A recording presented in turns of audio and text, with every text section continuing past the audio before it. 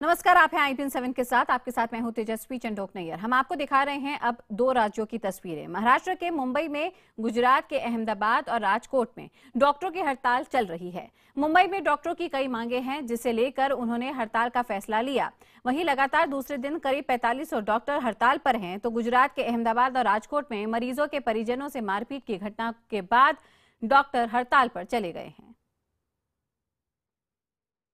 और सबसे पहले बात करते हैं मुंबई की, जहां सरकारी अस्पताल में इलाज कराने वाले मरीजों को भारी मुश्किलों का सामना करना पड़ रहा है। दरअसल 18 मेडिकल कॉलेज में काम करने वाले करीब 4500 रेजिडेंट डॉक्टर्स कल से ही हड़ताल पर हैं। इस हड़ताल के चलते मुंबई के JJ, नायर, KEM और सेंट जॉर्ज अस्पताल समेत करीब 10 अस्पतालों पर खासा असर पड़ रहा है। डॉक्टरों ने अपना भत्ता बढ़ाए जाने, काम के घंटे तय किए जाने, सुरक्षा दिए जाने जैसी कई मांगे रखी।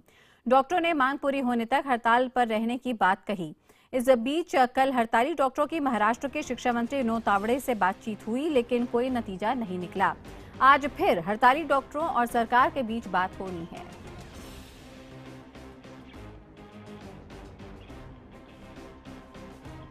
और जानकारी के लिए सीधे रुख करते हैं मुंबई के सायन अस्पताल से जुड़ रहे हमारे सहयोगी विवेक गुप्ता का। तो KEM अस्पताल से दिनेश मौर्य हमारे साथ हैं। विवेक, आपसे जानना चाहेंगे इस वक्त क्या हाल, डॉक्टर्स इस मांग पर अड़े हुए हैं कि लिखित आश्वासन दे सरकार तभी बात बने। बिल्कुल सही कहा तेजस्वी आपने। देखिए, जो MARD के एसोसिएशन के डॉक्टर में जितने भी रेजिडेंट डॉक्टर हैं, उनकी सबकी एक ही मांग है कि जो उनकी मांगे हैं वो सरकार उन्हें लिखित रूप में दे। हालांकि 2 दिन से लगातार विनोद तावड़े जो मिनिस्टर है उनसे लगातार बातचीत चल रही है। उनका साफ तौर पर कहना है कि वो आश्वासन पूरी तरह जो मांगे वो पूरी करेंगे, लेकिन लिखित आश्वासन नहीं दे रहे हैं। इसी पर जो रेजिडेंट डॉक्टर है जो पूरी तरह हड़ताल पर है। महाराष्ट्र में कम से कम 4500 डॉक्टर सरकारी अस्पतालों में नहीं आ रहे हैं, जिसकी वजह से बहुत ज़्यादा मुश्किलों का सामना करना पड़ रहा है जो मरीज हैं। इस समय मैं साइन हॉस्पिटल में खड़ा हूँ, कुछ लोगों से हम बात करते हैं। ये बताइए कि आप कब से आए हैं और अंदर डॉक्टर लोग काम कर रहे हैं? कल 7 बजे से आए। हम लोग खाली इंजेक्शन दिए और मम्मी को तो एक हफ्ते से खाना उना नहीं जा रहा है। और तो डॉक्टर अंदर क्या इलाज कर रहे हैं? डॉक्टर आ रहे हैं अंदर? अंदर कुछ डॉक्टर लोग आ रहे हैं, खाली देख के और लिख के जा रहे हैं। बाकी कुछ देखभाल नहीं है इतनी बराबर से। पेशेंट को नीचे डाल के रखे, पूरा भरा हुआ है खाट। कितनी तकलीफ हो रही है? बहुत तकलीफ हो रही है हम लोग को। तो हमारी माँ को नीचे डाल के रखे, हमारी माँ को बहुत तकलीफ है। देखभाल नहीं हो रही। हम लोग को तो लग रहा निकाल दो दवाखाने से, घर पे ले जाके कुछ भी होएगा तो चलेगा, मगर दवाखाने में कुछ होना नहीं चाहिए बिना देखभाल। तो तेजस्वी, आप देख सकते हैं जो लोग हैं उनका साफ तौर पर कहना है कि जो डॉक्टर की स्ट्राइक की वजह से उन्हें काफ़ी ज़्यादा परेशानी हो रही है। इनका साफ तौर पर कहना है कि अब इनको जो लास्ट ऑप्शन बचता है कि सरकारी हॉस्पिटल से निकाल कर वो प्राइवेट हॉस्पिटल में ले जाएं, ताकि इनके जो परिजन उनका इलाज अच्छे से हो सके। और ये जो हालात है वो सिर्फ साइंस अस्पताल के नहीं, बल्कि महाराष्ट्र में जितने भी सरकारी अस्पताल है उनके हालात लगभग ऐसे ही हैं। तेजस्वी, बिल्कुल विवेक, बने रहिए हमारे साथ। और KEM अस्पताल में दिनेश मौर्य हमारे साथ है। दिनेश, क्या वहां पर भी मरीज ऐसे ही परेशान हैं? जी बिल्कुल, ये हड़ताल का दूसरा दिन मरीजों पर कहर बनकर टूटा। हमारे साथ कुछ मरीज सीधे उनसे बात करते हैं। मैं आपसे जानना चाहूँगा, आप यहाँ KEM अस्पताल आए थे, क्या बीमारी है आपको और यहाँ पर डॉक्टर्स ने आपको क्या कहा? जी, मुझे स्पाइनल कॉर्ड का न्यूरोलॉजिस्ट विभाग में मेरा इलाज चल रहा है। पिछले 9 महीने से मेरा इलाज चालू है और मुझे यहाँ आने के बाद पता चला कि डॉक्टर्स लोग आज हड़ताल पे है। तो यहाँ पे डॉक्टर्स अभी क्या बोल रहे हैं? डॉक्टर लोग बोल रहे हैं हड़ताल खत्म होगी जब आना। डॉक्टर्स लोग मिले नहीं, डॉक्टर तो कोई थे ही नहीं वहाँ। तो जो वार्ड बॉय थे उन्होंने कहा कि हड़ताल चालू है। तो अब आपको इलाज नहीं मिल पा रहा तो दर्द हो रहा है, क्योंकि पूरा तो मेरे को दर्द हो रहा है, इसलिए तो हम हॉस्पिटल आते ना सर। तो अभी क्या करेंगे? अब आपके पास तो ये नहीं, अब क्या करेंगे आप? अभी घर पे जाएंगे, अभी देखेंगे और प्राइवेट में जाएंगे या कुछ करेंगे ऐसा। पर अभी तो हमको तो मेडिसिन भी नहीं मिलता है। मेडिसिन भी बोलते डॉक्टर के प्रिस्क्रिप्शन के बिना मेडिसिन भी नहीं देते ना। तो देखिए, इनकी समस्या है कि बिना प्रिस्क्रिप्शन के इन्हें दवाइयाँ भी नहीं कोई देगा। मैं आप बताइए, आप यहाँ पर किसके साथ आए थे? डॉक्टर्स क्या करें यहाँ पर? मेरे पिताजी को किडनी का प्रॉब्लम है, तो हम 1 हफ्ते से आए थे। उनका पूरा ट्रीटमेंट नहीं हुआ है अभी तक, और डॉक्टर नहीं होने की वजह से हमको यहाँ से डिस्चार्ज लेना पड़ रहा है। अच्छा, डिस्चार्ज लेना पड़ रहा है, लेकिन जिससे आप बताए किडनी की दिक्कत होने, कहीं प्राइवेट में जाए तो वहाँ बहुत ज़्यादा पैसे हैं, जबकि यहाँ पे सस्ते में होता था। यहाँ सस्ते में होता था, लेकिन अभी बाहर अगर डायलिसिस करवाना हो तो 4 से 5 हज़ार रुपये लग जाते हैं, और विदाउट डॉक्टर तो हम कुछ भी नहीं कर सकते हैं। ऐसा है। तो अब आप लेकर कहाँ लेके जाएं, कुछ सोचा आपने? और यहाँ के कुछ डॉक्टर को यहाँ और से मदद करें, यहाँ के डीन है, किसी ने कुछ कहा, कुछ आश्वासन दिया है? कुछ भी नहीं बोला है अभी तक। उन्होंने तो फिलहाल यही बोला है कि हड़ताल खत्म होने तक हम कुछ भी नहीं कर सकते। तो तेजस्वी, ये हालत न सिर्फ इन 2 मरीजों की बल्कि केईएम में रोजाना हजारों मरीज देश के कोने कोने से आते हैं और खासकर महाराष्ट्र के ग्रामीण इलाकों से ज़्यादा मरीज यहाँ पर आते हैं क्योंकि यहाँ पर सस्ता इलाज होता है। लेकिन जिस तरह से हड़ताल जारी है, ना यहाँ कोई डॉक्टर मौजूद है और सही तरह से जानकारी भी इन मरीजों को नहीं दी जा रही है, तो मरीजों की परेशानी लगातार बढ़ती जा रही है। जो रेसिडेंट डॉक्टर जिनसे हमारी बात हुई वो यही कह रहे हैं कि लिखित आश्वासन मिलने तक उनकी हड़ताल जारी रहेगी और मरीजों को जो भी दिक्कत हो रही है उसके लिए वो डॉक्टर्स नहीं बल्कि सरकार जिम्मेदार है। तो कुल मिलाकर रेसिडेंट डॉक्टर्स और सरकार के बीच जो लड़ाई चल रही, जो विवाद चला, उनके बीच मरीज पीस रहे हैं और ऐसे में कोई अनहोनी घटना अगर हो जाती है तो उसकी जिम्मेदारी भी कोई भी लेने को तैयार नहीं है।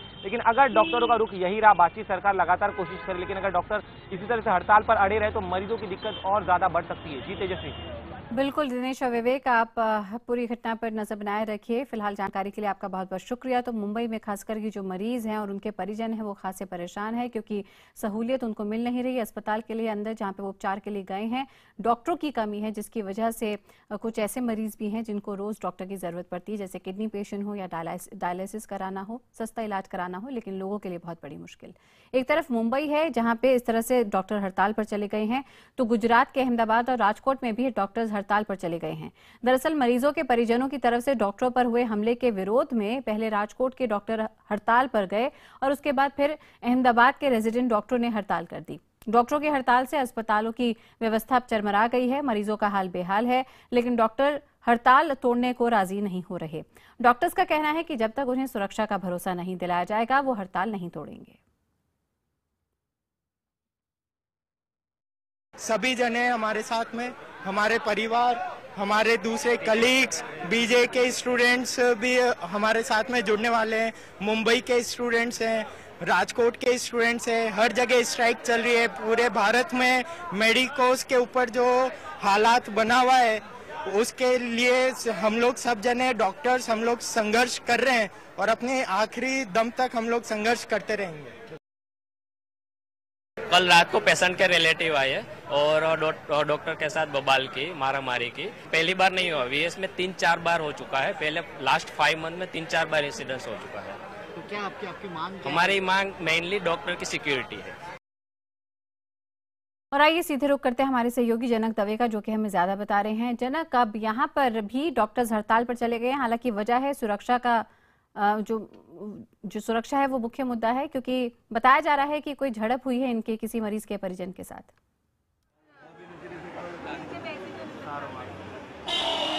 बिल्कुल, देखिए कल से परसों रात को जब ये मामला हो उसके बाद यहाँ के जो भी रेजिडेंट डॉक्टर थे वो अचानक से हड़ताल पर उतर गए। अभी भी उनकी मांगे वही बरकरार है। मैं आपको दिखाने की कोशिश करूंगा।